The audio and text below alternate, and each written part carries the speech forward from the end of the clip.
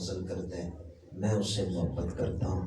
اللہ فرماتا ہے جب میں اسے محبوب بنا لیتا ہوں کنت سمعہ الذی یسمع بہ وبصرہ الذی یبصر بہ، پھر آنکھیں ولی کی ہیں دیکھنا خدا کا۔ یہ صرف حدیثیں ہی ہیں یا ایسے بندے بھی امت میں ہیں؟ اگر کوئی غیر مسلم سوال کرے کہ بخاری میں تو حدیث ہے کہ بندہ اللہ کے اتنا قریب ہو جاتا ہے آنکھیں ولی کی دیکھنا خدا کا، ایسا کوئی بندہ بھی امت میں ہے تو ہم کہہ سکتے ہیں آؤ غوث اعظم کی کرامتیں پڑھو۔ ایسی حدیثیں نہیں کتابوں میں، ایسے ولی بھی امت کے اندر موجود ہیں جو ان لفظوں کا مصداق تھے کنت سمعہ الذی یسمع بہ وبصرہ الذی یبصر بہ۔ کتنی نظر اللہ نے آپ کو عطا فرمائی ہے کہ دوسرے کا خواب آپ بیان کر رہے ہیں۔ پھر آپ نے فرمایا علی بن حیدی ان لوگوں کو بتا کہ رسول اللہ تمہیں کیا حکم دے کے گئے ہیں۔ جہاں سے میں نے گفتگو شروع کی تھی صحبت کی برکتیں، معیت کی برکتیں، جناب علی بن حیدی نے مجمع کی طرف منہ کر کے کہا اللہ کے رسول نے مجھے حکم دیا ہے اے علی جب میرا دیدار کرنا ہو میرے بیٹے عبد القادر کی محفل میں۔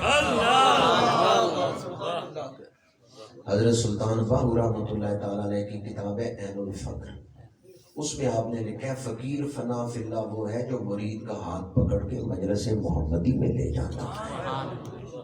ولی کی صحبت کا یہ فائدہ ہے ولی رسول اللہ کے دربار تک لے جاتا ہے۔ حضور شہنشاہ بغداد ایک واقعہ اور سنا کی گفتگو سمیٹ رہا ہوں۔ آپ ہی کے دور کے بہت بڑے محدث ہیں ابن جوزی، ان کا ایک شاگرد ہے وہ مرید ہے حضور غوث اعظم کا۔ شاگرد حضرت محدث ابن جوزی مرید حضور غوث اعظم کے۔ تو ایک دن اس شاگرد نے کہا استاد جی کدے ساڈے مرشداں دی تقریر بھی سنو، استاد جی کدے ساڈے پیراں دا بیان بھی سنو۔ ان کا میں نے کون سا بیان نہیں سنا، کیڑی کتاب ہے جڑی میں نہیں پڑھی، مجھے نہ سناؤ تقریریں۔ شاگرد چپ کر گیا۔ کچھ دنوں بعد پھر اس شاگرد نے کہا کہ میرے جو پیر ہیں شیخ عبد القادر جیلانی بڑے اعلیٰ خطیب بھی ہیں، چلے ان کا بیان سنیں۔ ابن جوزی فرمانے لگے تم مجھے کہتے ہو تو میں چلا جاتا ہوں، چلو آج تمہارے پیروں کا بیان بھی سنتے ہیں۔ ذکر تو پہلے سنا تھا لیکن ابھی آپ کا بیان نہیں سنا۔ ابن جوزی آ گئے حضور شہنشاہ بغداد کی بارگاہ میں، آپ واز فرما رہے ہیں، ایک آیت پڑھی اس کی ایک تفسیر بیان کی۔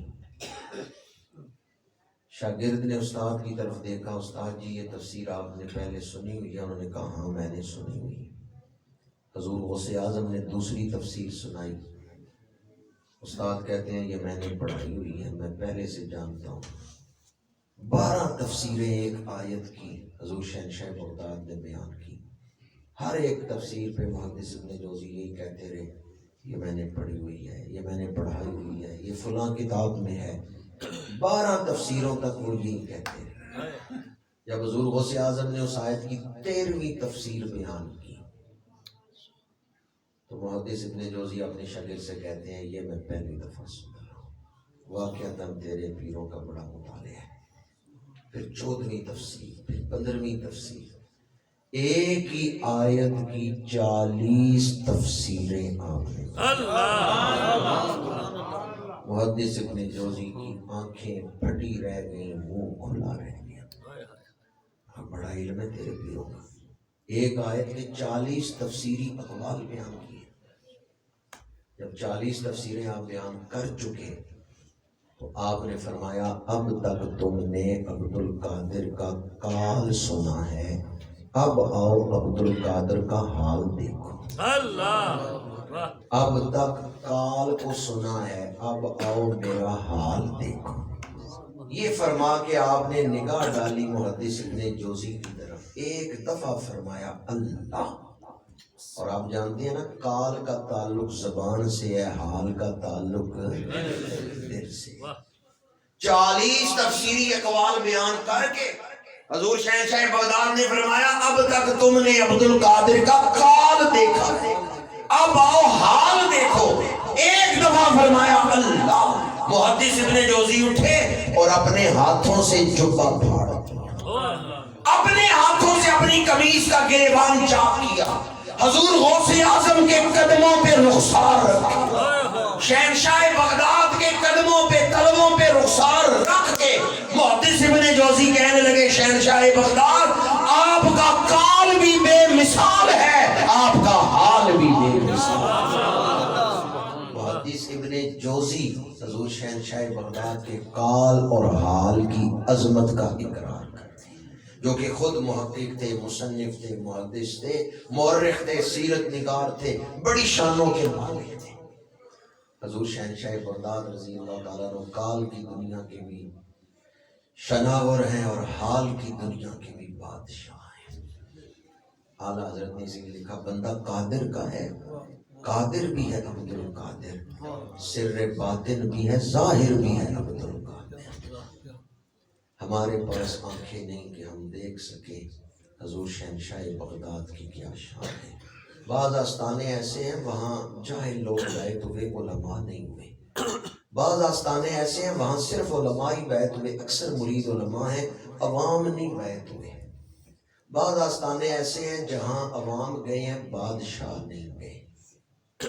یعنی مختلف شعبے ہیں نا معاشرے کے، ہر شعبے سے وابستہ لوگ ہر آستانے پہ نہیں جاتے۔ پر شہنشاہ بغداد کی ولایت ایسی ہے یہاں سارے شعبوں کے لوگ بھی مرید ہوتے ہیں، یہاں مفسرین بھی مرید ہیں، محدثین بھی مرید ہیں، علماء بھی مرید ہیں، مشائخ بھی مرید ہیں، بادشاہ بھی مرید ہیں، عوام بھی مرید ہیں۔ عجب شان تیری یا غوث جلی ہے، گھر آتا ہے چور تو بندہ ولی ہے، غوث اعظم امام التقا والنقا، جلوائے شان قدرت پہ۔ یہ بھی بات یاد رکھیں غوث اعظم کسی ایک سلسلے کی ہستی نہیں، آپ اکابرین امت میں سے قادری ہوں، چشتی ہوں، سہروردی ہوں، نقش بندی ہوں، کسی سلسلے کے بزرگ ہوں، غوث اعظم کا نام آ جائے سارے نگاہیں ادب سے جھکیں۔ گجرات میں ایک نقش بندی سلسلے کے بزرگ گزرے ہیں، سید حبیب اللہ شاہ صاحب رحمۃ اللہ تعالیٰ علیہ، امبالہ شریف کے بزرگوں کے ساتھ، توکل شاہ امبالوی رحمۃ اللہ تعالیٰ علیہ ان کے ساتھ سیدہ شریف کے بزرگوں کی نسبت سے ان کا تعلق تھا، نقش بندی سلسلے سے تعلق رکھتے تھے، پر ہر مہینے 11ویں شریف باقاعدگی سے منعقد کرتے، 11ویں شریف کا ختم ہر مہینے دلاتے۔ گجرات میں ایک محلہ مسلم آباد میں ان کا آستانہ بھی ہے، مسجد بھی ہے۔ ان کے حالات میں ہے کہ ایک دن مسجد سے نکل کے گھر کی طرف جا رہے تھے، شام کا وقت ہے، تو ایک مرید نے کہا حضور بڑے ٹہل ٹہل کے چل رہے ہیں، لگتا ہے آج آپ بڑے خوش ہیں، کس چیز کی خوشی ہے؟ آپ نے فرمایا تمہیں پتہ ہے کل 11ویں شریف ہے؟ مرید نے کہا ہاں مجھے پتہ ہے کل 11ویں شریف ہے۔ آپ نے فرمایا ایک دن پہلے خواب میں حضور غوث اعظم تشریف لائے اور آپ نے فرمایا اس دفعہ جو تم ختم 11ویں دلاؤ گے میں خود روحانی طور پہ اس میں شامل ہوں۔ سبحان اللہ۔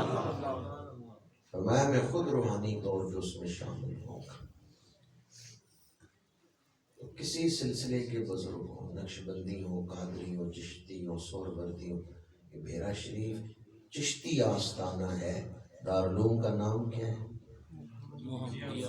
محمدیہ غوثیہ۔ چشتی آستانہ ہے لیکن دارالعلوم کا نام حضور غوث اعظم کے نام، دارالعلوم محمدیہ غوثیہ۔ تو حضور غوث اعظم رضی اللہ تعالیٰ عنہ کسی ایک سلسلے کی ہستی نہیں ہے، بلکہ آپ اکابرین امت میں سے، ہر سلسلے کے بزرگ آپ کا نام ادب سے لیتے ہیں، محبت سے لیتے ہیں۔